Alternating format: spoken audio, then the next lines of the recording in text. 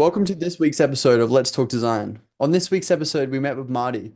Marty is a very talented, multidisciplinary designer who operates over a wide range of disciplines like industrial design, UX design, UI design, and graphic design, and much more.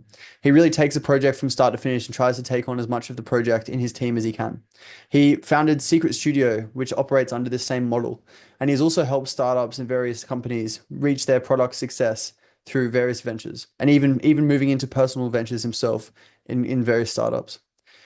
I really enjoyed chatting to Marty on this week's podcast, where we went into a real deep dive into the thinking behind designers and really trying to integrate and clear the mind from all the distractions to really focus on true creativity. I hope you enjoy this podcast, and if you do, please consider liking and subscribing as it really helps us to grow the podcast into something truly great. Thank you. Well, thank you so much for coming on today, Marty. I reached out to you, and the one thing that really struck me was the diversification of what you do. Yeah, I feel like a lot of designers are like, I'm a multidisciplinary designer, but then when it comes down to it, like, do they actually do like a variety, or is it more just a couple of disciplines? Where we went for a bit of a deep dive on what you do, and it really seems like you do a really big variety of different forms of design all in one. Like you actually do true what I would say is industrial design, but then you also do manufacturing, and then you also do branding, and then UX design and graphic design and things like that. So yeah, that's what really struck me about you. So yeah, thank you so much for coming on. It's a pleasure. Yeah. Um, I think it's a compulsion, Yeah. like to do many things. It's probably a disorder, creative compulsive. So I might be eligible for some sort of assistance there, but it just kind of finds you, right? Yeah. The the little problems that people have, they find you, and then they grow into bigger problems. And if you can help them out, and you do, they'll give you even bigger problems to work on, and then you just keep going. Domino effect. Hella dominoes. I feel I'm like just saying, it's kind of what we're called to as designers, but to like, I mean, I know I'm like that. Like whenever I have a chance, I'm always trying to design something, even if it goes across disciplines. Like I'll always like trying to take the challenge to give it a crack because like I suppose it's just sort of the personality of designers in general.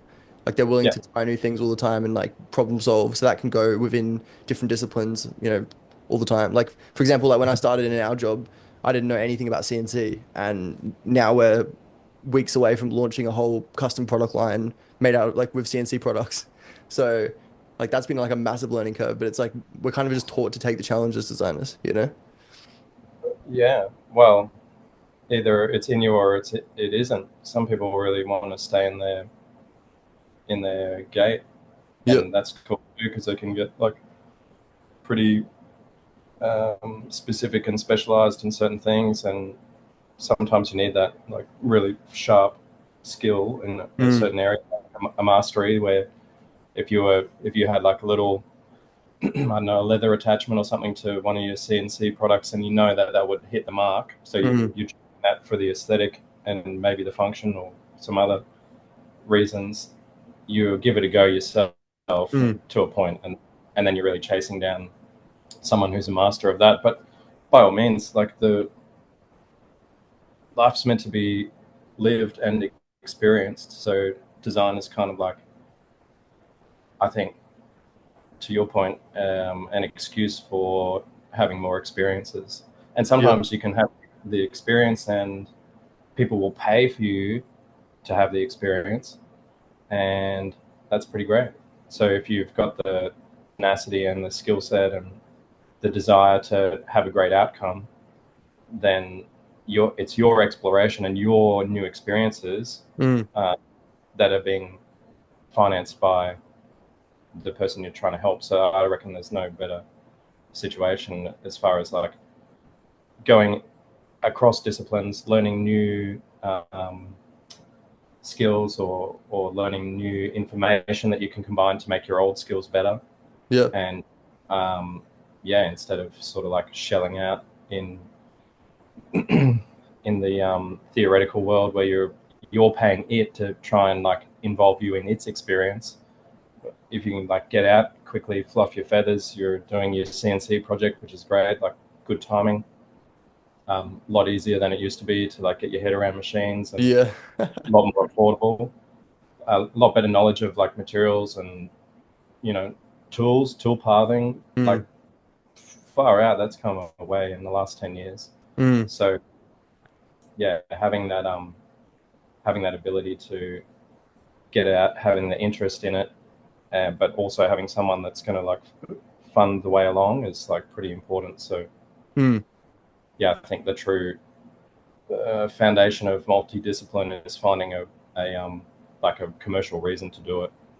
Otherwise, you won't push yourself the necessary distance to pick up that extra resource or that extra skill and kind of loop it all into the one cohesive product or cohesive experience.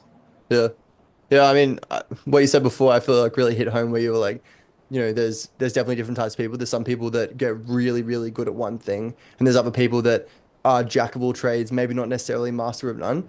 I Yeah, feel like that is where I am. Like, I really struggle to specifically commit to something to the point of being an absolute master at it.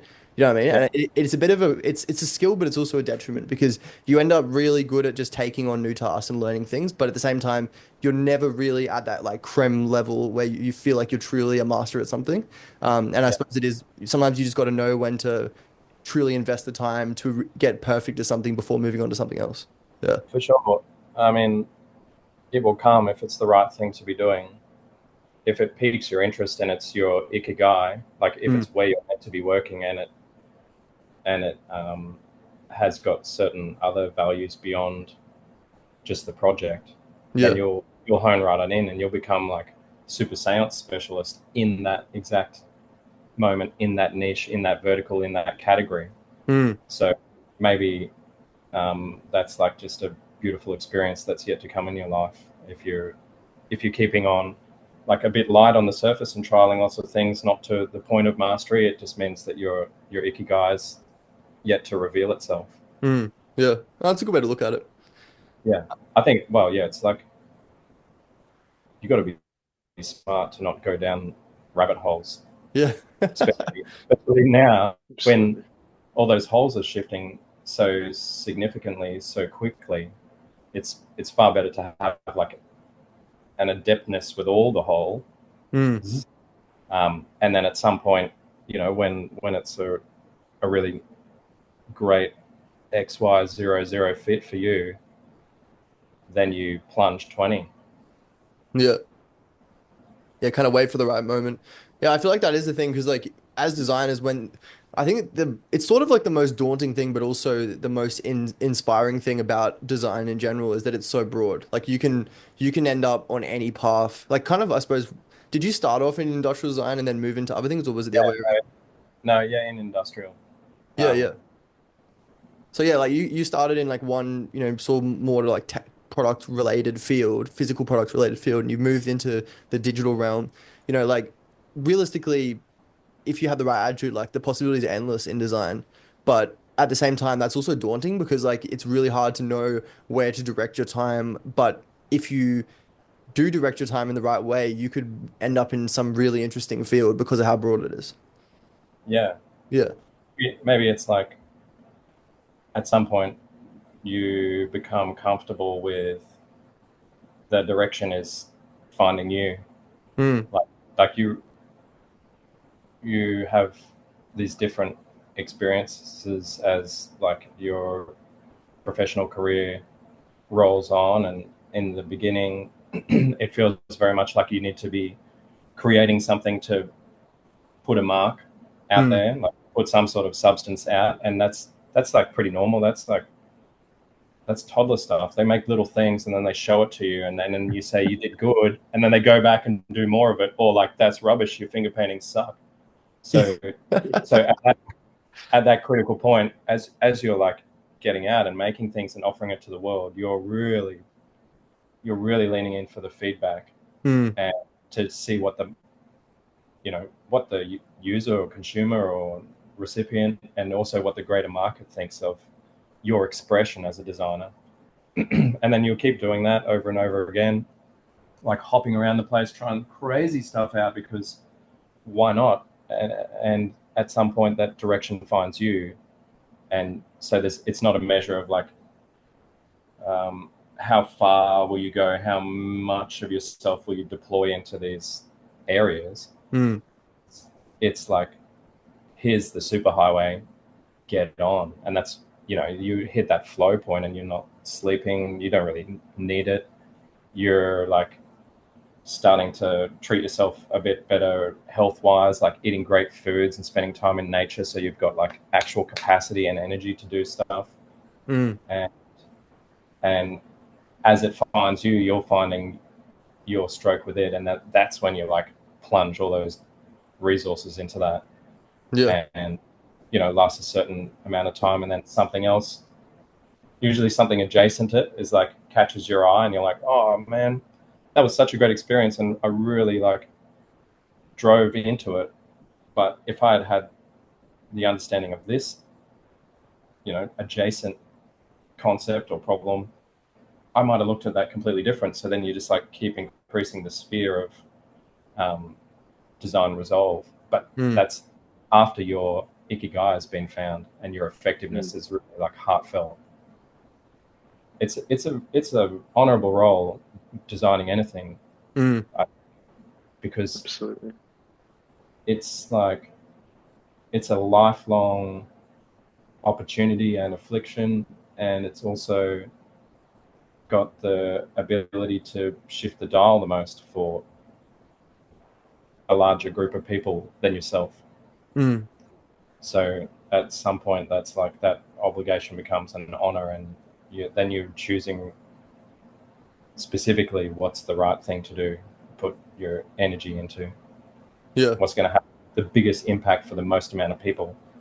And right now, it's like anything that reverses suffering. All individuals are suffering different levels of hardship or trauma, or it's really being felt globally that individuals are at this like shifting point between the sufferance and some sort of enlightenment. So Mm.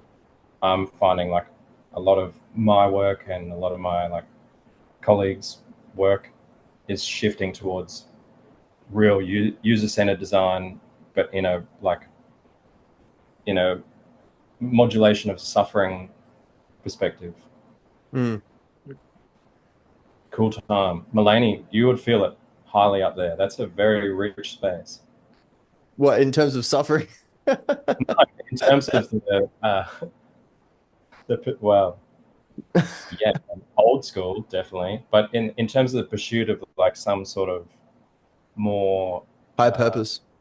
yeah, like some depth to your day and your living 100%. environment, your This is relationship. this was the plan. Like, I mean, you probably I used to live in Brisbane in the city, and I moved to Newcastle actually for a while to get some experience.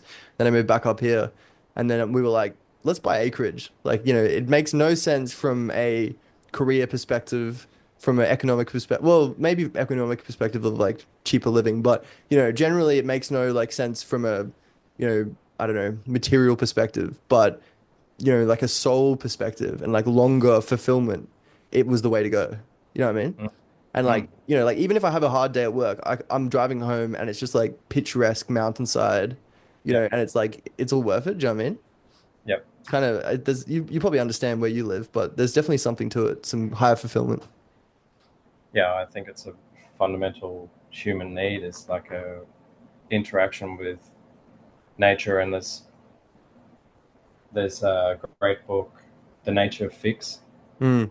like informed a few of our designs of late, and like a new channel and amongst some other channels that we've got operating, which is there's kind of like 12 different facets of what makes nature um, healthy and a positive place for humans to be, and looking at those 12 and trying to figure out where they overlay in a density that most people could go and enjoy, that Mm. get some like really um, awesome free regulation of their um, mental aptitude and physical self in this world. Mm. And then most of their other struggles go away because nature has a fix for that. But yeah, that's a really interesting area.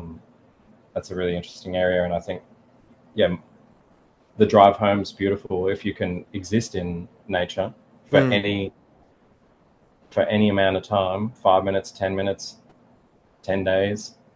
There's varying benefits to all of those emotions. It's very quick. Even from like an inspiration perspective, like I went through a stage, I don't really do it anymore. I should get back into it where I would just kind of wander around like when I'm outside doing things, like even sometimes like on like rainforest walks or going certain places in nature and stuff like that. And I just sit down with my sketchbook and kind of come up with some sort of product that like inspires from the design of nature. You know what I mean? Because like nature is like I don't know how to explain it. Like whether you want to say it's God or whatever higher force that created like this world we have around us, right? Like nature has this really beautiful randomness to it. Do you know what I mean? Like it's not particularly structured all the time, but it seems structured in its lack of structure. And that's what I like. I really like just like at the back of my house, I have rainforest, like just like wandering around in the rainforest, and there's just like vines, creating interesting shapes, almost like a fractal pattern throughout like the rainforest, made up of vines and things like that. And it's like it's almost it's almost so random that it creates structure. It's just crazy. Yeah. Mm. Mm. It's a good illustration of chaos being okay. Mm. I think most of the necessary requirements of design are to like overcome the human's want for order, Mm. like some sort of grid work in the chaos. Yeah. And if you look around, like that's a really unnatural Mm. assembly. Yeah. Anything that's structured is will submit to entropy, and it will like break apart and decay and feed the next cycle of whatever. Mm. But nature like does it so elegantly. It can be haphazard as hell, and you in that haphazardness recognize like there's a beautiful harmony here. Like I can see all different colors of green from white through to black. I can get repetition in certain areas. I can see line and depth and shading and form. So like it's art presented to you in the most chaotic of forms, Mm. and you're a part of it. So so like all art or most art, you appreciate it, and Mm. then you realize I'm a part of the art in its chaos. It's okay. Mm. So I find, yeah, if you can get with any frame of mind that's like demanding order or control, or most of the reasons that humanity is like virtually suffering, not so much physically anymore, Mm. then just like quickly going outside and recognizing that like the chaos is cool and it looks good and you're part of it and it's just one system and it's all cool, baby. Mm. So yeah, nature as a design itself, let alone like biomimicry and getting your best ideas from how nature's resolved it through evolution, or like biophilic design, it putting natural affordances into beautiful architecture and Mm. our environment, our built environment. Nature does the fix on all levels. Mm. Nature fix. Yeah, I there's feel That's definitely like cool. been people, some. Sorry, you go. I feel like people get lost in like technology and they forget to go back to nature as a reset, and reconnect Absolutely, with it. absolutely. Technology is so harmful. It's great at allowing us having this conversation, Mm. Yeah. but this is like just a rare event of something not coerced. We're keeping each other's attention here. We're like having a robust discussion, but typically a human's interaction with technology is one to one, and because of that, it's the device or it's the technology that keeps the attention. So if you give that power to the technology or the device, it will never ever ever let go. Why would it? It's like making money off the human's attention. Mm. Mm. So we can't like have any sort of normal relationship with those quick factory resets, as you put them, Ethan, if we don't have even a control of our attention and our ability to go and experience it. Because Yeah. yeah, nature's got the most powerful resolve and the fastest, and it's free for everybody, Mm. except it is the quietest. Like, it's not outside of Mm. typhoons and fires and extreme events. It's like, I'm just here. I'm just here. Lack of It can't. stimulation. Yeah, Mm. it can't. It can't compete with the epic attention conquesting of Snapchat, TikTok, Netflix, scroll. Absolutely. It's got Mm. no chance.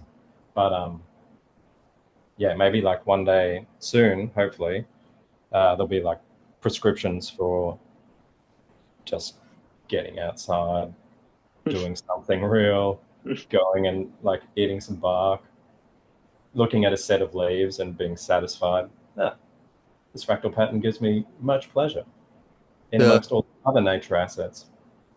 But that's You the can thing, do like I suppose it makes so much sense that people are so unhappy these days with like rising rates of depression and things like that when like we need so much stimulation to be satisfied. Like, it. because like naturally we don't need that kind of stimulation, right? Like, before the technological age, like people could just go into nature and walk around and be satisfied. Whereas Yeah. now, like even myself, I struggle to sometimes be like pleased with relaxation because I'm so used to that like immediate fixation of Yeah. technology. Mm. Yeah. And the enormity of the problem is a really simple fix as well, which is like the the grip that um, constant stimulation has on you can be pretty easily released within, say, 72 hours of nature if you don't bring devices in with you. It's something like um, 72 hours is the point at which your amygdala goes back to being regulated by prefrontal cortex. So, so currently, even now, even though we're sitting in beautiful surroundings, we're staring at screens. Our PFC has been like triggered over the top of what is natural for it, and instead of it being used to sort of like interpret and regulate the amygdala story center, it is interpreting lots of different stimuli and trying to like dismiss them. And it's got to a point where there's so much stimuli that it can't adequately dismiss. And so therefore it's like thermal runaway. This thing's overburned, the circuit's chopped, and therefore amygdala's got runaway mechanism. It can invent stories. The stories can be so much more convincing to you as a person within like 24 to 48 hours of getting away from the stimulus. Mm. PFC can clear its decks like, cool, I'm not having to interpret 3,000 different stimulus, whatever it is, per day, per hour, probably now. I can go do my regular shit, which is just like check out the scene, decide whether it's safe or not, regulate the stories that my brain's telling me about whether it's safe or not. Everything's cool. So because of that, like radical transition in its role, Mm.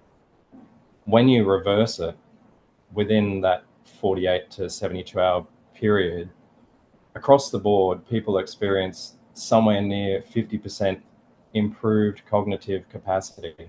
Mm. So their cognition is that hampered. Our cognition, everyone that's listening to this cognition, is that hampered by stimulus that if they were to turn off the device, escape into the woods, within 72 hours, they'll be twice as smart. Wow, that's crazy. Like, do you remember being smarter? Do you remember when you were a teenager and you had like less shit to interpret? You were like just a bit more on the ball. It's not Yeah. a fabrication of our memory. It's a literal Mm. dumbing of our systems because we're just having to interpret and dismiss so much input, Mm. so much activity of technology that we're just like, we're literally overloaded, can't Mm. control our stories. Not enough And RAM. when, yeah, the Yeah. RAM's down, man, the hard drive's Yeah. there, but we're not using it. We're stuck on 16 gig and we needed 64. But yeah, I they feel like, test and measure that every year in the United States. It's a guy, a kayaker, who discovered that with a okay. neuroscientist.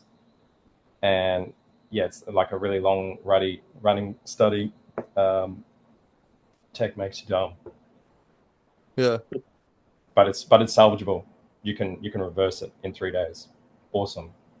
I feel like even from a creativity perspective, like that's something I really notice. If I really bog my mind down with sensory overload, I just am not creative at all. Like maybe I could do a task if it's kind of a regimental task, but it reaches a point where unless I have a bit of time to kind of relax and, relax my mind and think things through, there's no chance of creativity.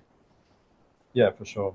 Mm, Creativity in nature up significantly. yeah.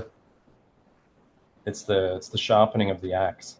Like if you got to chop down a lot of trees, you just got to take some time to sharpen the axe first, and the tree chopping will be easy. Mm, But we're just rushing the stuff so chaotically because that's how our society and lives are mm, structured, minimizing gaps for sake of like attention, getting more attention somewhere. mm. And yeah, then when you come to do your job, which is to be creative, it's really pretty crazy. I don't know about accountants, but I feel like they could sit down after a hard day and do some more spreadsheets. Yeah. Like that's maths, man. This is the one and the one equal to two, or are we way out with the windows? The creative has to come in fresh, and it matters what state of mind you're in, how much or not you've been stimulated. Are you relaxed? Can you look at it fresh? Mm, How wide are your eyes? yeah. Yeah, it's important. It all has an effect. Yeah. Well, maybe from there, I actually did prepare some questions, so maybe we should go through them. Let's prep. I'm ready. Um, Wait yeah, a second. What do you guys make? what do we make? Mine's Yeah, mine's boring, but your stuff, Yours isn't you're the boring. future. What are you making? What are you making? We're a company that makes products for Bunnings. So that's our main supplier. We do all sorts of different things. We do like a lot of pool fencing and pool polymer latches, and currently we're moving into like custom house signage. So we're doing like a big that's the CNC stuff, like folded like aluminium fabricated signs for people, and Great. we do a range of things. Yeah, we have a joinery company that does like kitchens. Like it's not as creative as the stuff we're talking about, but who knows? There's potential in the future. Yeah. Yeah. No, that's great. That's the foundation, and it Mm, can allow you to look at a problem and be like, oh, I know exactly. Like like you would know based on material thickness, mm, metal, depending what you fold, and the actual spec of your handbrake or whatever you're using, extra allowances to put in the metal to mm, compensate for the radius, whatever that may be. Like that level of detail mm. awareness about manufacturing is cool. That is really Yeah. cool. That will pay off consistently There's forever something as everyone truly else is satisfying like, about manufacturing, don't you reckon? Like it's just, I yeah, don't the know. There's boss, something about it. Yeah. boss. Yeah. I love the If I could ability just, to create something digital in a space where you've got these measurements and then you formulate something through your CAD software and then you give that to the team that then actually manufacture it and then you've seen it and then a month or two later you see it actually installed. That for me is what I enjoy about manufacturing is Mm, seeing what I've done online um, and then the physical product at the end of it mm, established and made. yeah. watch the process. Yeah. What about like, what about if they get rid of the computers and we got to go back to Drawing the, board. pen- the abacus and the chisel tip markers and people making decisions on your rendering? Like, is your hand rendering good enough? Definitely not. I had this conversation with we work with a guy and he's an old I don't even know what his background is, but he used to do all like technical drawings on big drawing boards, and his level of detail is just insane. Like he knows exactly which way to represent an object, like in way better level than I could ever represent it in like SolidWorks technical drawings. You know what I mean? Just because he just has that experience. You know what I mean? Like when you're physically representing it, but with your hand, I feel like you have a greater connection to the representation. Yeah. Don't forget that guy's got the party tricks too. Like if he's at a restaurant and someone's like, what do you mean, explain it to me, and he can rip out a Sharpie and the napkin and just do Mm, like a sick like perspective bent view of what he's discussing. mm, Yeah, it's like always keep drawing. I think yeah. as good as modeling is getting, it's like nice to have some fundamental stuff Mm. by your side. People trust that a bit more. We've spoken about that before on the podcast, and I feel like, the future of AI is probably going to be more entwined with sketching than it is with CAD. You know what I mean? Mm, Like I completely see a future where you don't model anything, you just have a drawing board in front of you, sketching rough concepts, and then the AI just completely creates a 3D model of it, and you just like yeah, refine it with a pen. Like that seems more logical yeah, to me than yeah, clicking buttons, like what we do currently. Do you know what I mean? yeah, yeah, Mm. yeah. It's like, and it's come a long way. Like when I was a draftsman for like a few years, just doing this is like AutoCAD 2000 and damn 2008 or something. You would be like you'd be like 5 commands ahead of where the screen is, Yeah. and So then you're laggy. like, ah, great big computer crunching away, and it's still not at creative speed because that's where your head's at. Mm, So so that would be like a really, and it is there now, but a beautiful tool would be someone doing the heavy lifting in the background, like the writing of the commands, making things accurate, mm, doing like interference checks and like measuring draft and stuff as you go. mm, And if you can stay in the creative and the RAM, as you say, is like good mm, enough, sick. They'll be so great. There'll be some really cool things will come out of typically non-designers, mm. Yeah. and they're my favorite designers, like mums and dads Mm, and grandparents and children.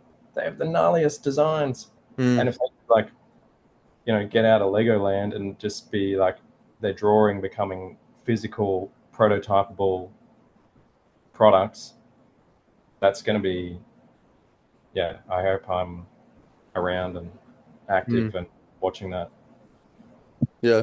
I feel like that's one thing we really lose as adults is like we have a drop in creativity.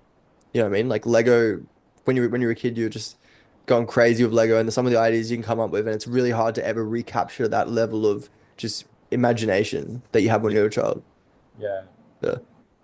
yeah. Like you're referring to like design constraints being too important to you, or Mm. yeah, Exactly. yeah, Like, I mean, with 3D printing, it's different now as well because I suppose, like, I remember when I first started coming up with some crazy ideas and putting it up on Instagram. Like, I was working on these downhill longboarding trucks and yeah. I put these crazy ideas up, and then I just got absolutely smashed by these engineers, and they were like, "You can't make that. The R value in this specific area is not correct." And, like, it was just like, oh, man, he sent me this massive markup of, like, his highlighting it in his, like, CAD software. And I was like, at the time, I was like, mate, it's just a concept. Like, you know what I mean? But these days with 3D printing, like really anything is possible. Like in the next probably 5 years, like we're gonna be at a point where we can just make anything, like any shape, whatever, you know? Yeah, it's pretty rad. I mean, especially if we've got like recycled PET filament working effectively, you know, structurally effectively, Mm, and printed parts on some sort of like low or no energy automation, less making of things in the tens of thousands mm, that are meant to suit a diverse population, and more making of things in the twos and threes that exactly suit that person, but there being no, you don't suffer for it. You don't like have a time delay or a cost efficiency mm. loss. So that's my excitement in 3D printing. I was like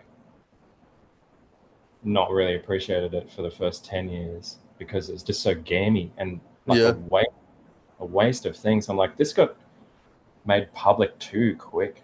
Should have yeah, just had some rad high level versions of this, and then mm, you buy it like maybe you can buy it last year. This is yeah, when it's like, resin printing has hit a real nice spot, yeah. and SLS and stuff. Yeah. yeah, and it's responsible to use that in a product. I would feel Mm, fine doing some hand finishing and pushing that out as a saleable product. Yep. Whereas this, 10 years ago when people are like gamming around and 3D cafe, pulling stuff down, printing it out, selling it at the markets, and you're like, this was meant to fix the waste problem. Like, Yeah, now it's just more crap. Yeah. way more crap that's not Mm. structurally adept at all. Yeah. We should make longboard trucks though. I'll test that. I've still got them. I did like full prototypes in China at the time. It was on my internship, and they Yeah, actually rode pretty well. They unfortunately we didn't get past the first stage of prototyping, but it was good fun at the time. Yeah. Yeah. yeah, Mm. yeah. Just bomb a hill and send a picture to that dude and be like, stuff your mark up. Someone went 100 Ks on them actually. So Right. they did the Bomb the Snowies, which is like a famous longboard event at the Snowy Mountains, and they did Yep. 100 Ks on them. And I was like, that's pretty crazy. That Yeah. is crazy. Yeah. But it's good fun. Skateboard's cool. I try and like shock the kids into getting back on the skateboards nowadays by yelling at them when I see them in scooters. I don't know if it's working. Just push them down the hill in the scooter. Be like, go for gold. Good luck. Oh, it's just such a shame. It's like the skateboard required some real skill to stay on there. Cool Yeah. things. Yeah. Anyway, that's good. You guys make cool stuff. Well, let's get on with the questions. I apologize.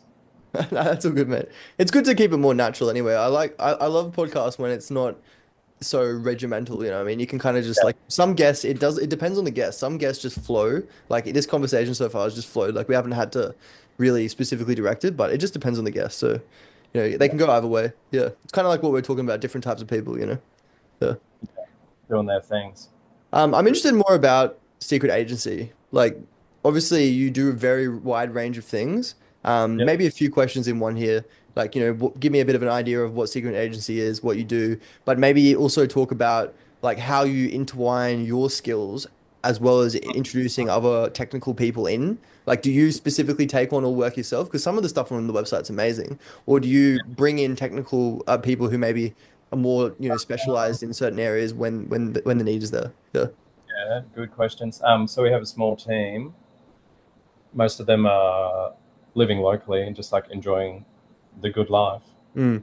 Going to the beach, doing bushworks, like enjoying the things that they came to the area to do, Mm. and that's really important because it means the team runs like really smoothly. Is always excited about the stuff we're working on. Has like fresh ideas and just like is generally happier because we're trying to work on things that make people happier. Mm. Um, and yeah, secret agency is kind of like a really small time domestic version of IDEO. Idea. Okay. Yep. And IDEO is like quite responsible for end-to-end like concept to delivery, including how's the products or systems to be interpreted. Mm. And that comes from probably like a mildly autistic desire to have a full understanding of what's going on. Mm. Yep. And so that might be the combination of what's going on physically and mentally for the user, and if the product's going to be researched, compared, purchased, received, used, and reviewed. We hope you're enjoying this week's podcast on Let's Talk Design. And if you are, please consider liking and subscribing as it really helps us out to grow the podcast. Thank you. So that kind of entails product and industrial design working collaboratively. But because I've done spaces and often been trusted to do them both at the same time within the same space, Mm. it kind of feels like a more natural fit now. And everyone does it to some degree. Like a graphic designer that does packaging will really get obsessive about the package. Mm. So that package is like, that's part of the industrial design sphere, like the safe delivery of something to a user. So Yep. there is lines, like, but only generally from a contractual point of view, who's carrying the responsibility of delivering this or the indemnity for the product itself. Mm. If you can like say, look, the lines are really what's going to cause friction for the user, because the user's got their cohesive. That's one person interpreting a physical product, often with the packaging, often with the digital system that it interacts with. They're cohesive. Their experience is cohesive. If you have too many different people trying to like creative direct or do the design and the manufacture of those different things, Mm. then it becomes a bit obvious where those lines are. So that's our I guess our strength, and why most people that we worked with 15-ish years ago are still on the books doing different cool things, and they Yeah. get used to like there's this one house. It's like an atelier of different specialists, and they all come together and they all have a good time, and they take problems and you know do the right checks in the first place. Is this something we should be working on? Is this for like a good reason that we're working on this outside of getting paid? Mm. Uh, and if it is, then how cheaply can we get this done for this person? Because like speed to out matters for Mm. us Yep. personally. And I've never found a client who disagreed with that. Like, oh no, take longer and spend more Yeah. money. Waste more money. Yeah. So how Yeah. quickly can we move this and test whether we've come up with the right solution, and Mm. iterate, and then go into like real confidence scaling. Mm. And you know in digital that doesn't matter as much. In advertising and responsive marketing, that can be manipulated quite quickly, but in product design, Mm. true like high level scale, that's the stuff that makes the news if you don't get it right. So you got to Yep. like be wise. It can have a detrimental effect. Yeah. Big time. Mm. But yeah, hopefully that's covered off on where we're at, why we do what we do. No, it's an interesting idea. Like I've always thought IDEO is a really interesting company because, yeah, like especially in Australia, I would say that generally, like consultancies, agencies seem to be more niche in their practice. Probably just because of the scale of Australia's business. Like, we're operating under a small scale here. Yeah, But yeah, IDEO is a really interesting company because obviously they're international and also they kind of entwine so many different disciplines and they don't even really sell design at this point. I feel like it's like they just sell like I don't know, like I don't even know, like strategy. Is it even strategy? Like they yeah, just do everything. Like they'll take on, massive like international social projects. Like it's yeah, not just yeah, like yeah, helping fix it's like help fix an issue in the world, which yeah, I feel like to me is the final level of design, I would say. Like that's like the top yeah, level at that point. That's what design is. Like design's not like design is everything obviously, but I would say true design is when you actually implement design thinking to have a massive effect on a global scale. Yeah. for sure. Mm. Absolutely. And that comes back to that ratio we talked about in the beginning, which is like, what's the easiest way to um, have the biggest shift? And it's like meet change with the most number of people. Mm. So they've obviously gone, and they're nailed product, they nailed system, they nailed the ecosystems where they are flourishing together, and then they've elevated to this like strategy super seance. It's kind of like they're evolving as a human, but Yeah. as a company, and getting to this elevated state of awareness and realizing there's a lot of good people doing a lot of good stuff. Mm. If we can creatively direct where humanity should go, like without getting too biblical, Mm. then they'll have the biggest shift of the needle. It's great. I love IDEO. I just think like Mm. everyone should study and find a connection to them, and see that collaborative approach is really like the only approach. Mm. Yeah. It's like I don't know of anyone that's niched down that didn't do it because they got better margin on a repeat sales play. Mm. If they did it for something other than margin, like let me know. Yeah. It it might be that you got so interested in that one thing that you just couldn't do anything else. But at some point, you'll break that mold, and there's a thirst for knowledge and education and to deliver more of the picture. So, Mm, yeah, I would be, I think, yeah, mostly speaking from the heart, saying that it is a better approach. Ideas model is mm, a better approach, and you might not run as a profitable business, mm. but you definitely deliver a better result for the client and then the end user Yep. in just cohesiveness. Mm. Yeah. Yeah. I mean, even like do you ever have those like funny conversations where you'll just meet someone out of the blue and you'll just have an insanely rich conversation with them? Do you ever get that? Like Yeah, I all was the time. flying, yeah, I was flying back from Sydney recently because I do like product compliance where we go and do like static testing on our products in Sydney. And I was Yeah, coming back on the plane and I met this guy on the plane and he was a what's it called? Like a corporate, I don't know how to explain it. Like someone who buys, what's someone who buys businesses and then they kind of build the business up to sell it? There's a name for it.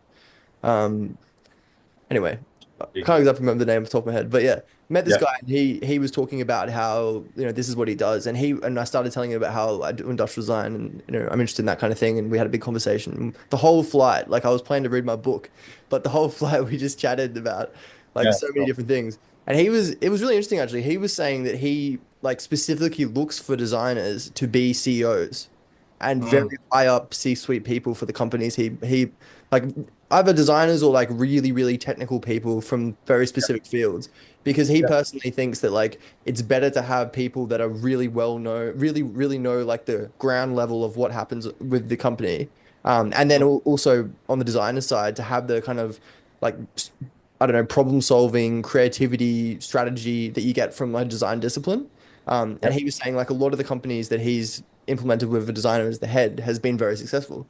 So yeah. I suppose it kind of comes down to the way IDEO operates. Like it's not necessarily even technical. Like they're probably not doing much in, CAD or like Illustrator or whatever. Uh, They're at like a high level of strategy at that point that is yeah, really yeah. going to have way I think more of an impact than any product it will. Yeah. yeah, and they just nail awareness. Like they go, Yeah. you've seen all of their like prototyping, body slamming, whatever they call it. I think it's body slamming. They just like they make sure, and that's why the designer is the good CEO too. Is not going to leave stones unturned. Mm, Like they are fully aware of what they're working on mm, because they run the essential experience. yep. They're they're involved at a visceral level Mm, and they design accordingly. So it's kind of like the best result is understanding the problem fully to the point that you embody it. And yeah, same as like that effective leader as old mate's describing, mm, is not like looking for someone that's going to go and like try and fix everything, mm, but being aware of everything and being able to grade it effectively. Hierarchy, mm, how do I need to get to this? Because like little problems in business become really big problems really fast if you have graded them incorrectly. So yep. the designer's just going to come in and be like probably pretty chiller in general because that's the way, Mm, and they're going to look at all the elements of that business or that the mechanics of that operation and quickly grade risks and opportunities and be aware of it but not necessarily mess with it, mm. instead of like, oh, I'm really strong over here and I'm just going to like hammer the sales or hammer the this thing sold heaps last month, let's make like 20 million of them. Mm. It's I like the think big review. I think the other thing that makes designers so beneficial in these kind of fields is like also sort of you could see it as a negative is their emotional kind of wiring opposed to someone who's more like emotionless and like profit driven. Like it's Mm, kind of also a negative in business because traditionally business has been seen as a thing where you want to be profit driven. And like as much as like designers are profit driven to a point, but there's also an aspect where it's like, how can we make this better and better for people? And Yeah. also does this need to be made like the classic thing with industrial design these days? Yeah. And I think that's like beneficial as well, at, like the top level of a company. Yeah, sure. I mean, I think Australia operates in a pretty unique environment as far as business is concerned, in the traditional sense of you might prefer someone that's like less involved or aware or emotional to generate higher returns. And Mm, maybe from his perspective, that's actually really valuable because his stake is investment. So mm, his metrics are returns, yep. sustained returns. But Australia, I feel it has like 200 people in it. It feels like there's about 200 people. Three of them are sitting here. So there's 197 other people. And I guarantee you, the cycles get shorter and shorter, like how often you come across the same person and how often you're sitting at the same table, working Mm, on the same project, trying to get the same launch happening, working late on some, you just keep running into the same individuals because Australia is so self-sustaining as an island, and just like compact with um, not enough frequency of new individuals to be able to just conduct yourself as a pure businessman, mm, business person, and that be all right. Like yeah, it's probably more viable Europe, the Americas, Australia. We got this thing where it's just like integrity rules. mm, People love the company of someone authentic and trustworthy. They like to be able to provide that referral. So yeah, I reckon the design leader is someone who's not necessarily going to prioritize profitability, but like long-term satisfaction, mm, safety. That's a cool model, yeah. specifically for us and New Zealand and anyone else that's got like lots of stuff to do and not many people to get it done. Mm. This probably segues well into I was interested specifically in the Hollowway project Oh yeah, because it was low scale manufacturing, right? And like Australian made in that kind of like niche, like small niche field. And I'm pretty interested in that myself. yeah. And like what kind of model do you see for those kind of businesses in the future in Australia? Like, do you think that is Um, somewhere that the designers should get into in Australia opposed to yeah, other? totally. It's totally Yeah. viable. Yeah. It's more viable than I feel it's more viable than most other uh, directions, because if you're small scale, you're agile, and you're also Mm. answering to yourself more Yep. than you're answering to someone who might be making decisions on your behalf, be them financial decisions or um, oh, got to mute, man. Um, so the micro businesses that become small businesses that get really good attention because they're doing authentic stuff and become medium businesses, um, they're really interesting. And I think that the future looks a lot more like lots of small businesses, lots of really attentive, agile small businesses, whether they be designers or any other discipline, specifically for design, because we're made at our core to be able to like move and manipulate something. It's never static. So you'll always find a market. Holloway did great. It was such an enjoyable um, period, and really meaningful design and manufacture experience, where we ended up getting like direct deals to all the major music labels in Australia: Sony, Warner, EMI, Universal. So we would make like specific eyewear or watches for artists that they're bringing into the country. Mm. So like a pair of sunglasses for Jack Johnson, or a um, mechanical watch for Ed Sheeran. So it was just like, and that there didn't seem to be like a ceiling on what was the arrangement there. It just kept getting better and better and better, and then, as with all things, like, it evolved, Mm. and our interests got sort of like distracted at other bigger and more challenging products or Mm. systems. Yeah. But it's like I could repeat Holloway in a heartbeat, Mm. with just as little experience, and pretty sure find a market for it, Yeah. especially like, yeah, long-term bespoke stuff is good. Mm.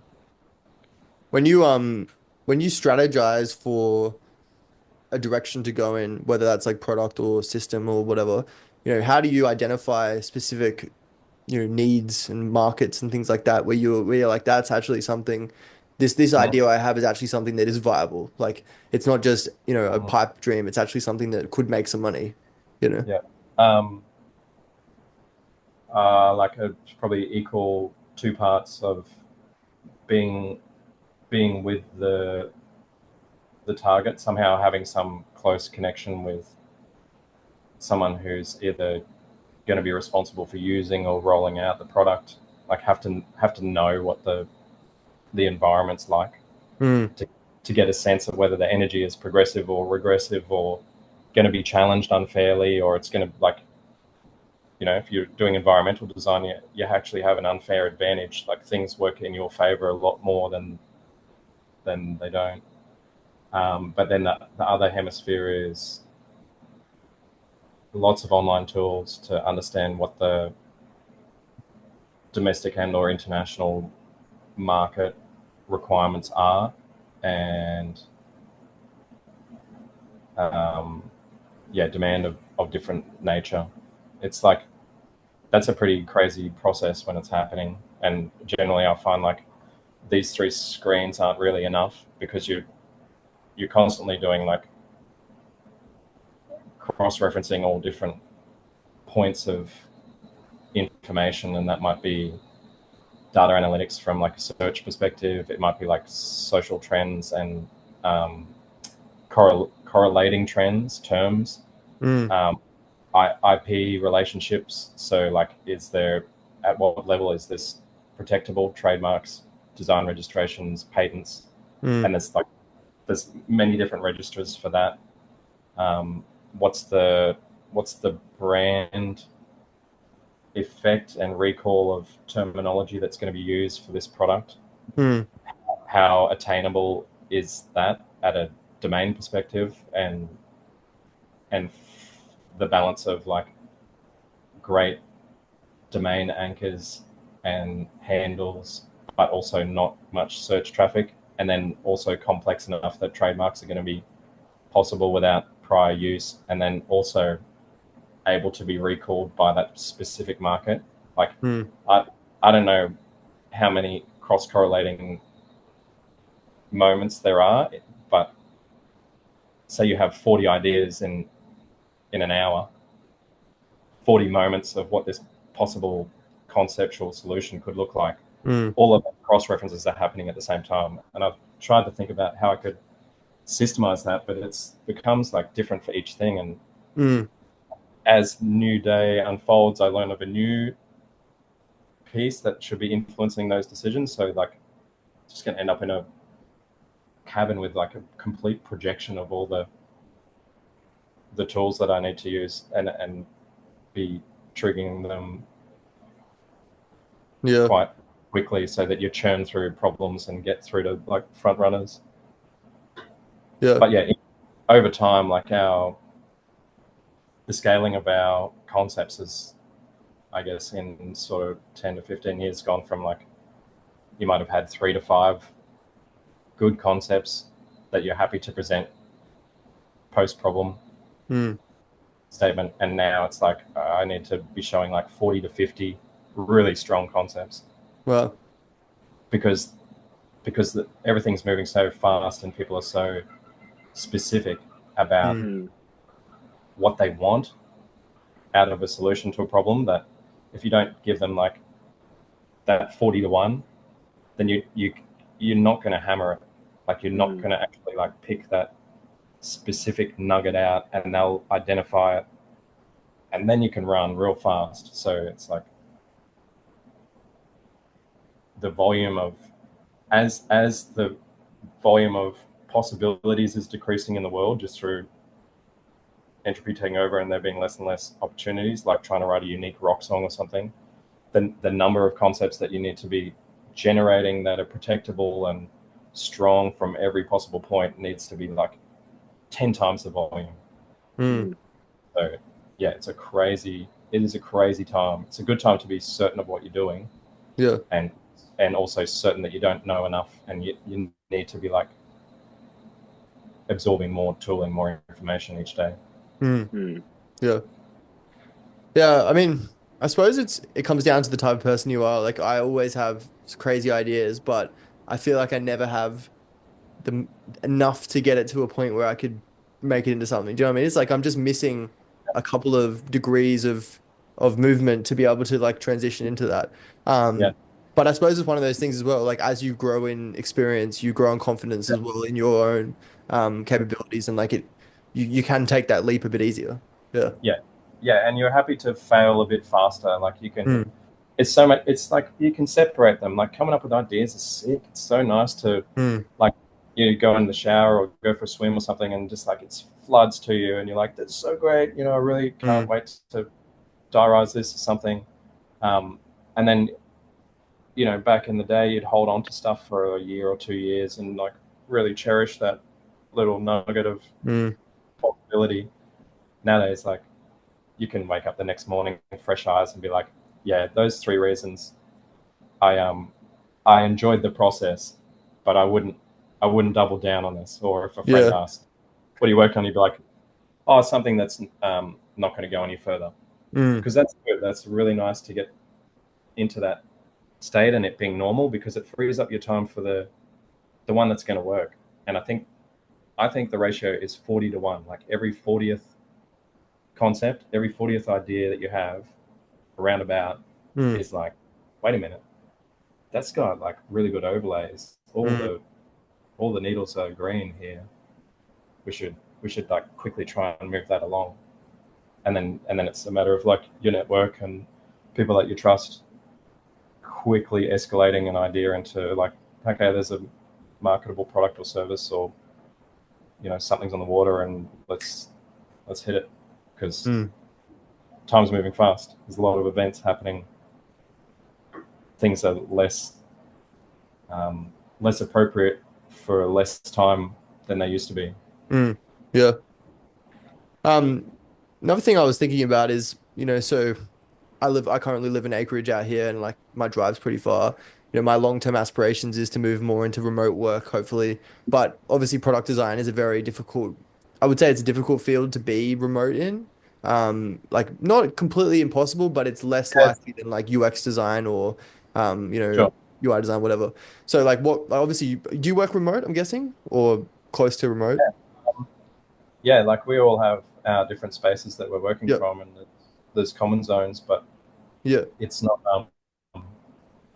Yeah, like I agree with you that there is some challenges in Mm. developing products when you're like the quickest I can freight something to someone is overnight, Yep. and even that's like too slow sometimes. So I'll find Mm. myself in the car, like just speeding to Brisbane to Yeah. get something into another assembly, Mm. and that's all right because the advantages of having a clean and clear, fresh environment to create within, I find outweigh the disadvantages. And if Mm. anything, it's probably just made a better fabricator because um, I can't rationalize just like airbagging something, going and getting someone to machine it down and send it back. I'm like, Mm.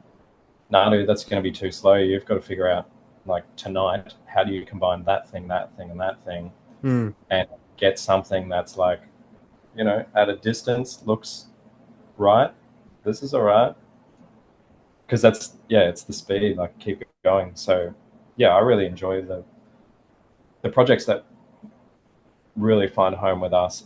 They come in as an idea, we Mm. finish the product virtually, we make the prototypes from real end use materials, and a lot of the time that's, yeah, it's the challenge. But the watchmaking and the eyewear has just taught me, like, if you can see in decimals of millimeters and modify your hand calmly like a surgeon, materials don't mean anything. You can work with any material.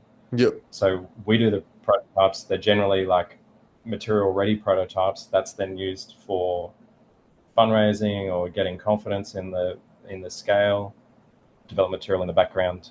And so the remote aspect, it's kind of lent into a strength that we have. And I would get distracted otherwise.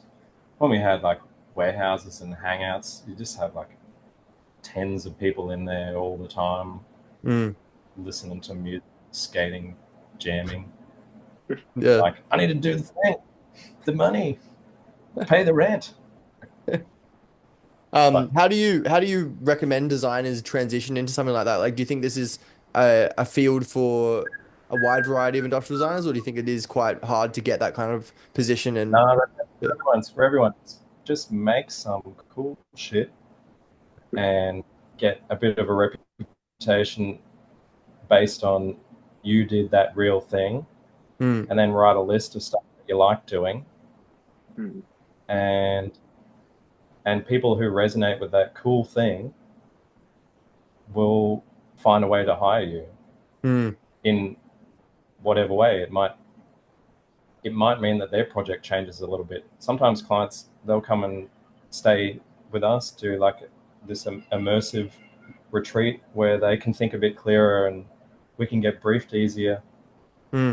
It's like that wouldn't have been on their radar if they're hiring an agency from Sydney or Brisbane. You go to like a nice boardroom and they might shout you a pizza or something. But you know, like the relationship's different. That's okay. That suits a lot of people. But I think for every designer, it's possible and more so necessary to design your life first. 100%. There's a great industrial designer, shout out Peter Townsend. That's probably the best advice I've ever got. I was like working real hard, cranking out things for people, and he's like, yeah, but Marts, don't forget to design your life. Like, oh, yeah, so true. Yeah. But if I get that, shippity shit. Yeah. So, yeah, that's the struggle. Like, I don't know. I feel like I had all these big aspirations leaving uni to do all these crazy things. And it's like, but then I was like, you know what? That doesn't mean anything if I'm not happy and I'm living in the city, which I'm not like fulfilled by. So now I've like kind of positioned myself in a way that isn't necessarily, good for long-term prospects. But at the same time, it puts me in a deficit that makes like opportunities more likely that are maybe like more than they would become like you know what I mean? You set yourself a goal in the future and you're like one day I'm going to work towards that. But then you'll get bogged down in the world and then you'll never actually make it. Do you know what I mean? So you've got to kind of make sacrifices and know when to like take the leap. Yeah. Yeah. Well, just because you changed your location, your goal, if it's still relevant, shouldn't change. It's just how are you skinning this thing? Yeah. You're going to take, like, if you really, really want it and you're meant to do it, you'll take slithers off it in whatever way you can. Chipping away. That's the big thing. It's like everything that's ever been achieved of any significance in anyone's life was done over such a long period. Yeah. And they chip, and no project in this entire property, of which there is crazy projects, and they are plenty. None of them got anywhere quickly. Yeah. It's just chip. And that's like another great little hack I find for myself to remain constantly productive if I'm not like resting, swimming, creek, whatever. Give yourself like a bit more than you can handle to do across different things. And when you want to like procrastinate from doing that important thing, you just like productive procrastinate and go on another project. So we like started a mowing business. We've got like weird accommodation facilities with like all these different things that we're overlaying, because I'll be like, I really am not in the mood to be doing this exact task. But if I procrastinate by, I don't know, slipping out to the beach and I shouldn't just right now, then that's a 0 day. Whereas Mm. if I procrastinate on something productive, Yeah. like I've changed my state and I'm happy about it, and then I'm like, oh, I'm bored about this thing, I'll procrastinate on something else productive. Yeah. So then you're chipping away without noticing that big goal of yours. You're like, Mm. oh, I wasn't even intentionally working towards it, but it's getting complete. Mm. Yeah. Um, we've had a good chat, but we do have to wrap up at some point. But just to wrap things up, I've got a couple of big picture questions for you. Obviously, you've worked in a whole different range of disciplines, and you may be moving in a path that, as you said, it's similar to kind of IDEO, which is where I see maybe the end game of design. But in the sphere of your career and like your passion for design, what do you see as the future? Like, do you see you're at the top, or do you think that there's, further you're looking to push it? No, yeah, I'm still at the bottom, bro. Yeah. I'm still like learning every day about exciting problems. Absolutely. And I am proficient at the process, Mm. but that only is as good as like the volume of problems that you can get at. And Mm. if you are happy with your process to the point that like it's like a tick in the box, um, then the well runs dry. Yeah. So yeah, I would just be like hoping that um, I would be comfortable at any discussion and any table, including that with like some first year industrial design students or some like end of high school art students, like trying to figure out like, well, I got a bit of energy about doing good things. Like, what could I use that for? And it's just like finding your place in the community of design, because Mm. it's a good spot. Yeah. It's super rewarding, and hopefully, like Jacques Fresco sort of style, you're doing it until you're unable to move because you're just like continuously thinking about iterative improvements to Mm. stuff. Yeah. When That's the when plan. when you think about your long-term impact on society and like the work you have done, what legacy do you hope that your work leaves? And like, do you specifically direct the specific projects you take on and the specific quality of the work you do to try and leave that legacy? Yeah, for sure. It's probably not in physical products, Mm. and certainly not in like digital products. Hopefully, we've exceeded that by the time I have to consider legacy. But it's more in like system design, like Mm. the adjustment of our perception of ourselves and the environment, and like Yeah. why we're here and why we're all so busy getting busy Yeah. instead of like just enjoying our livingness. It's Mm. like there's some cool stuff that we're working on at the moment. The best is probably Away, which is away.au, and it's like it's all of the things we've worked on for the last 10 years combined, be it um, an entry point for every person to strike effortless well-being.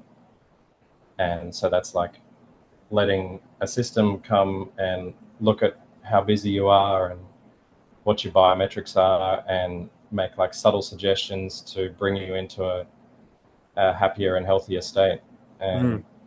And that process and that design system integrates beautiful cabins, saunas, spas, baths that we put in nature all about the place, Mm. and they're kind of like they're good rewards for people taking on a little bit of responsibility for their own health and happiness. Yeah. So check that one out. But I think that's a long term project that could help a lot of people, specifically like just the hard out working Aussies that have seemingly got no time for themselves to be living. Mm. Trying to like insert some goodness into their day and do it in a way that's like no friction, really not assertive. It's effortless. Like there's no activity that you don't think, man, I'd actually really like to do that. So it's like it's working on all of those like key habit and friction principles to bring just health and happiness to the population. So that would be, if that does what I think it's doing and does it at scale, then that would be great. Yeah. Oh, awesome. That's an early death, man. I mean, maybe that thing's just got to run for decades. Yeah. Or I should think of more things. Well, it's an endless battle, but that's the fight we got to fight, right? Yeah, it's welcome. The fight towards satisfaction. Yeah. Fulfillment. Yeah. Well, thank you so much, Marty. We might leave it there, but I enjoyed our chat, to be honest. Maybe if you're ever in Mullaney, you're looking to climb a tree at a farmer's place, let me know. I will be. Thank you kindly. Had some cows. Yeah, man. Oh, cows. We get along. Awesome. Thanks a lot, mate. Have a good one. It's great to hear about your development and where you've come from. Thanks, Ethan, buddy. Thanks, Roman. Have a good evening, hey? Thank you, and you. Bye. Bye.